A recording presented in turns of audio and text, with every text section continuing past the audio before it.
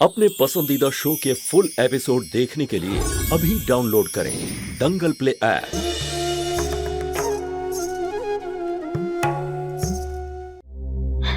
বস না।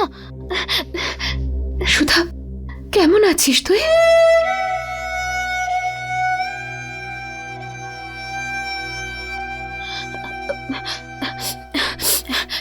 নমস্কার জামাইবাবু। নমস্কার, কেমন আছো তুমি?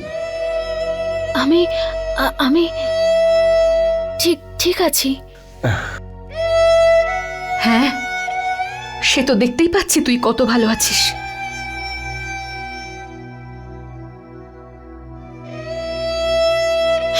না দিদি, সত্যি করে আগের থেকে অনেক ভালো আছি। ভেরি গুড, কিন্তু সুধা এখনো তোমাকে কিন্তু বিশ্রাম নিতে হবে, কারণ তোমার কিন্তু এখনো রেস্টের দরকার আছে, আর তার সঙ্গে আনন্দে থাকার চেষ্টা করবে,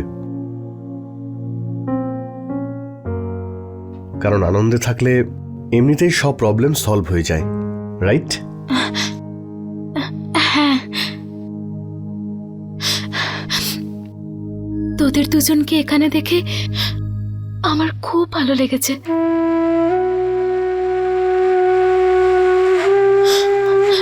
আমি ভেবেছিলাম যে তুই কখনো আর এই বাড়িতে আসবি না। তোর তোর কথা খুব মনে পড়ে।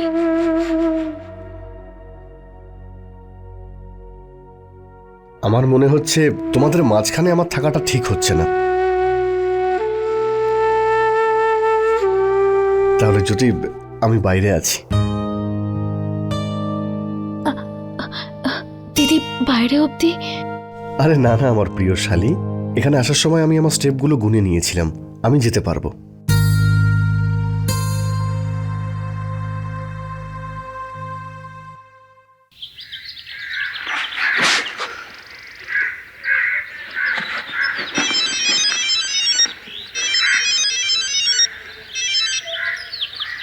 হ্যালো।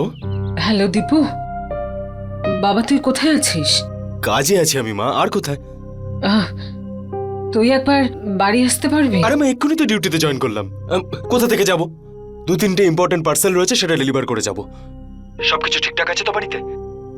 বাবা, বাড়িতে জ্যোতি আর পঙ্কজ এসেছে। জ্যোতি দিদি আর জামাইবাবু আমাদের বাড়িতে এসেছে? হ্যাঁ, সেজন্যই তো বলছি, ওরা বিয়ের পর প্রথমবার আসলো, ওদের যত্ন আত্মীয় করতেই হবে। কিছু না, ব্যাস ওই পাশের গলি থেকে কাজু বরফি নিয়ে আয়, বাকি সব আমি বাড়িতে বানিয়ে নেব। আমি এক্ষুনি যাচ্ছি, তুমি চিন্তা করো না, আমি মিষ্টি নিয়ে যাচ্ছি। আর যদি তোমার কিছু দরকার পড়ে তাহলে সেটাও বলো, আমি সেটাও নিয়ে যাব। হে ভগবান, বাড়ির অবস্থা দেখো কিরকম লাগছে। জামাই প্রথমবার বাড়িতে এলো আর কিভাবে বাড়ির অবস্থা কিরকম অগোছালো হয়ে রয়েছে। পদ্মা, তুমি একটা কাজ করো, এই তো চাদর নিয়ে এসেছো। আপনি চাদরটা বিছিয়ে দিন, আমি টেবিলটা পরিষ্কার করার জন্য জিনিস আনছি। যাও, ঠিক আছে।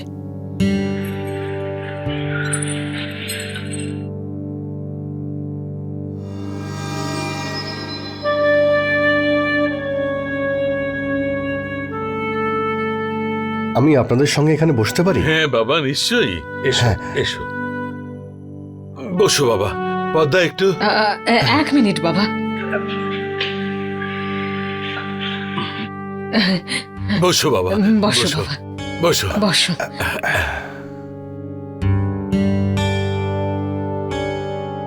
আরে, নতুন বেডশিট?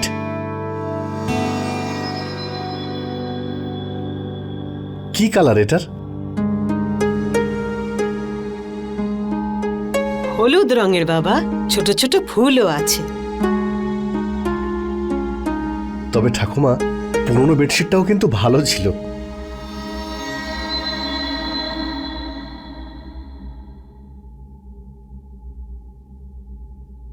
ঠাম্মি বলছিল যে রাত্রেবেলা বাজারে গেছিলিস তুই।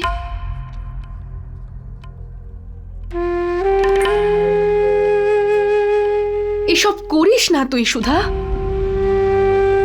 বাড়িতে নিজের লোকেদের সাথে ঠিক করে কথা বলতে পারিস না তুই। ছোট ছোট ব্যাপারে ভয় পেয়ে যাস, কাঁদতে আরম্ভ করিস।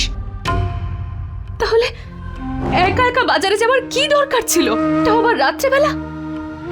জানিস তো আজকাল কি কি হচ্ছে, তা সত্ত্বেও সুধা আরেকটা জ্যোতি হওয়ার চেষ্টা করিস না তুই। শুধুমাত্র দুঃখ, কষ্ট আর বিশ্বাসঘাতকতা ছাড়া কিচ্ছু পাবি না।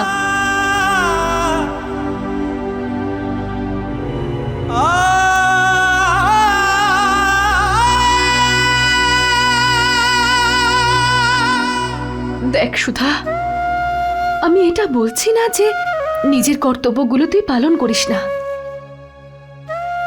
কিন্তু বাবু এই সময়ে বাড়ির প্রয়োজনগুলোকে নিয়ে ভাবার কোনো দরকার নেই তোর।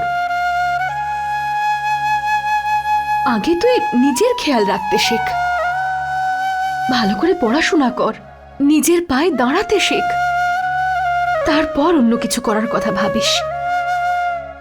যতদিন না তুই নিজেকে সামলাতে শিখছিস, অন্যদেরকে কি করে সামলাতে পারবি তুই?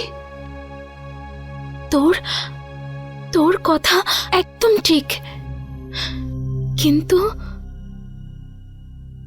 এরকম দেখতেও তো পারি না।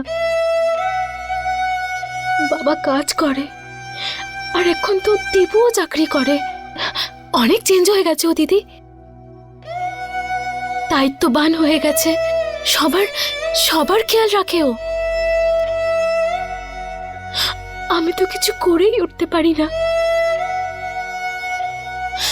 আমি যতটুকু পারি ততটুকু চেষ্টা করি, হতে পারে ভালো করে করতেও পারি না, কিন্তু অন্তত আমি চেষ্টা তো করতে পারি।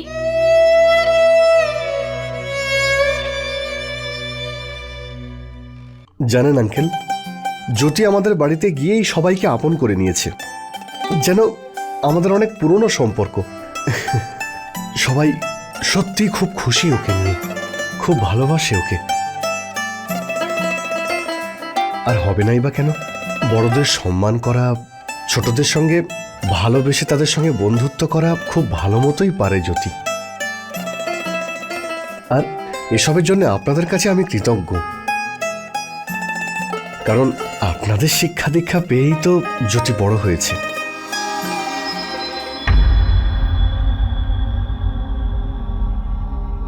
আমি আমি এক্ষুনি আসছি। আচ্ছা। পঙ্কজ,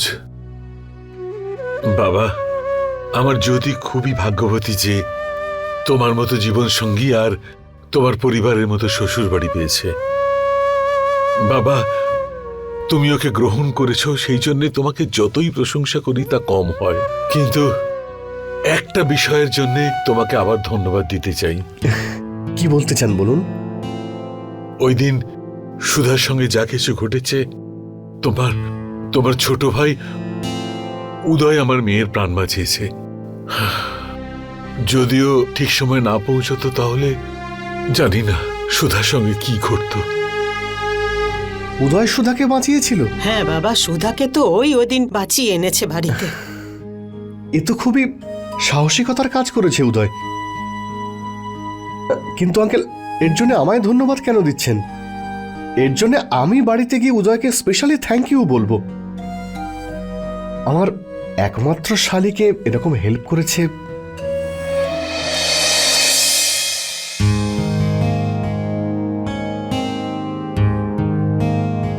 দীপু, বাবা আজ এত তাড়াতাড়ি?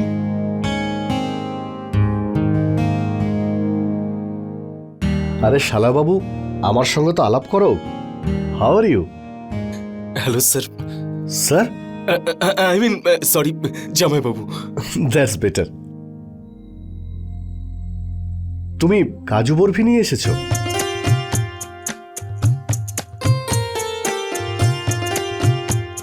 কিন্তু আঙ্কেল, এইসবের আবার কি প্রয়োজন ছিল?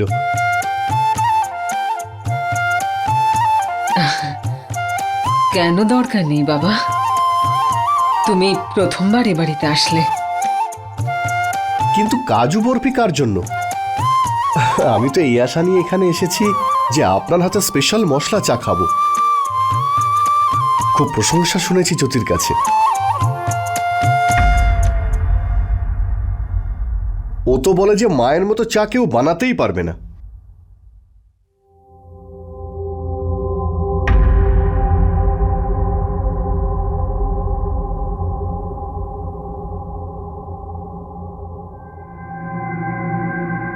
হ্যাঁ, আমি এক্ষুনি নিয়ে আসছি।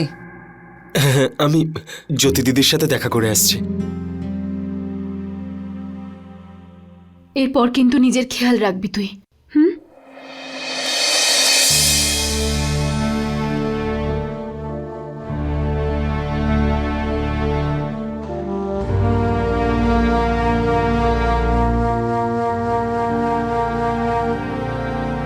দিদি,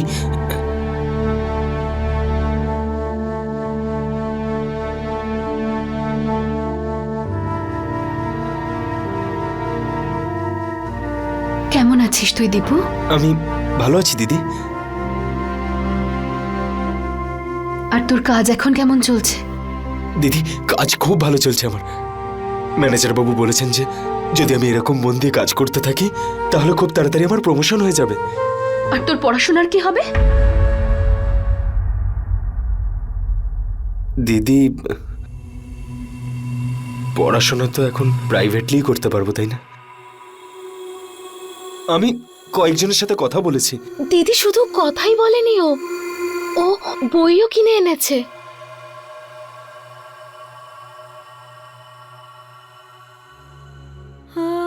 কিছু টাকা দিবি আমায় দিদি? টাকা? এখন আবার কিসের জন্য? আরে বললাম না তোকে দিদি, এক্সট্রা ক্লাস জয়েন করবো বলে।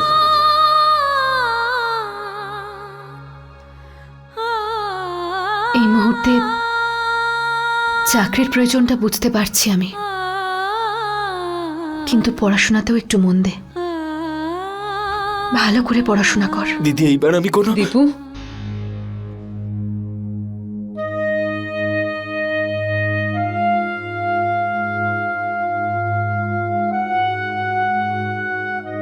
আমি জল খাবো না। মা তোকে ওষুধ খেতে হবে, জল ছাড়া খাবি কি করে? খেয়ে নে ওষুধটা। দীপু, চল তুইও জামাইবাবুর সঙ্গে কি বসবি।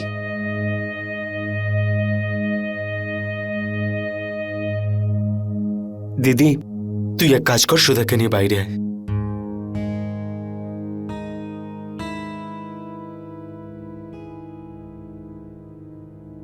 আমি বলেছিলাম না দিদি, দীপু চেঞ্জ হয়ে গেছে। অনেক পরিশ্রম করে দিদি, আর দায়িত্ববানও হয়ে গেছে।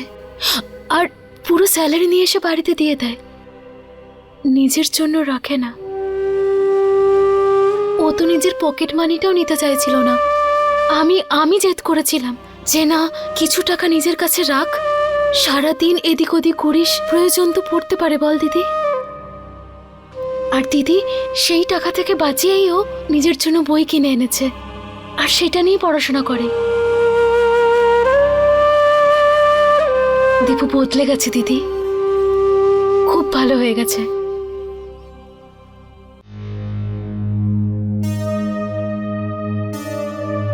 দীপু, তুই যা, মিষ্টিটা নিয়ে যা, আর আমি চা নিয়ে আসছি।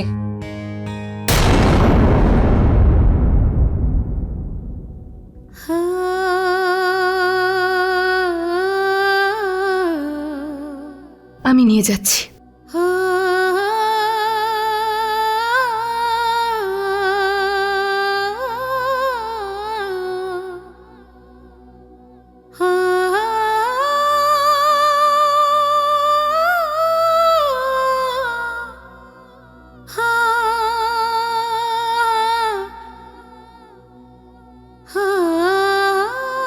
আচ্ছা ঠিক আছে, এবার এই গয়নাটা শুধুমাত্র তুই পরবি, বিয়ের দিন দেব তোকে।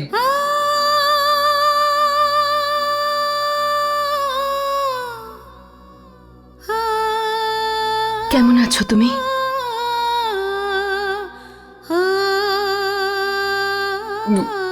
ওখানে ওই বাড়িতে সব ঠিক আছে তো?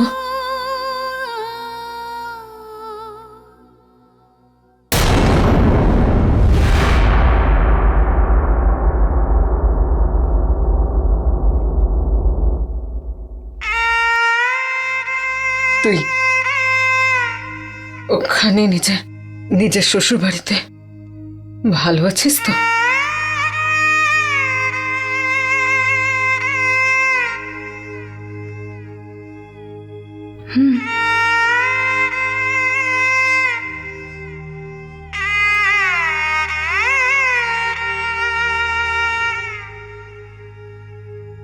আমি জানিয়ে যাচ্ছি। আমি বিজনেস ফ্যামিলির হওয়া সত্ত্বেও বিজনেস নিয়ে আমার কোনো আগ্রহই নেই। আমার ছোট ভাই আছে না উদয়, ও খুব ভালো বোঝে। আমি বাড়ির বড় ছেলে, তাই পোস্ট আর ভালো পজিশন দেওয়া হয়েছে আমাকে। কিন্তু আমার পৃথিবী তো আমার কলেজ, আমার স্টুডেন্টস আর ইংলিশ লিটারেচার। আর হ্যাঁ, এখন জ্যোতি। আমিও সাহিত্যের ছেলে ছিলাম বাবা, কিন্তু আমি হিন্দিতে পড়েছি। লিটারেচার তো লিটারেচারই আঙ্কেল, সেটা যে কোনো ভাষাতেই হোক। আমিও বাংলা সাহিত্য পড়েছি, আর আমি বলতে পারি যে আপনিও ইংলিশ লিটারেচারের ব্যাপারে অবশ্যই জানেন। হ্যাঁ বাবা, আমি তো অনেকই পড়াশুনো করেছি। বাবা, আহ, জ্যোতির তিরাগমনের ব্যাপারে একটু ভেবেছিস? নে মা। পঙ্কজ, তোমার চা।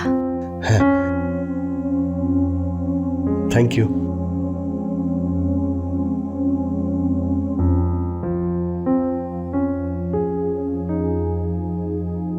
তুই এরকম করে কি দেখছিস মা? তোমাকে আগের থেকে অনেক বেশি সুস্থ লাগছে।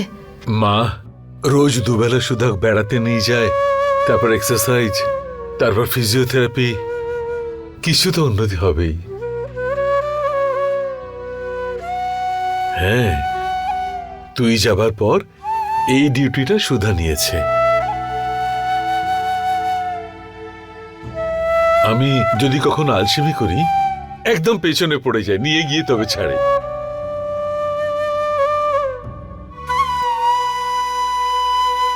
বাবা পঙ্কজ, একটা কথা বলতে চাই তোমাকে। হ্যাঁ, বলুন না। বাবা, আমাদের দিক থেকে কিছু নিয়ম করব ভাবছি। এমনিতে তো আমরা কিছু করতে পারিনি, কিন্তু যদি এই নিয়মটা করতে পারি না, তাহলে মনটা খুব খুশি হয়ে যাবে। না, তুমি যদি বলো তাহলে। ঠাকুমা, এসব বলে আপনি আমায় লজ্জা দিচ্ছেন। আপনি যা করতে চান তা করতে পারেন। তাহলে ঠিক আছে বাবা, আমি দীপুকে পাঠিয়ে দেব। আচ্ছা। না ঠাম্মি, অষ্টমঙ্গলার কোনো নিয়মের কোনো প্রয়োজন নেই আমার।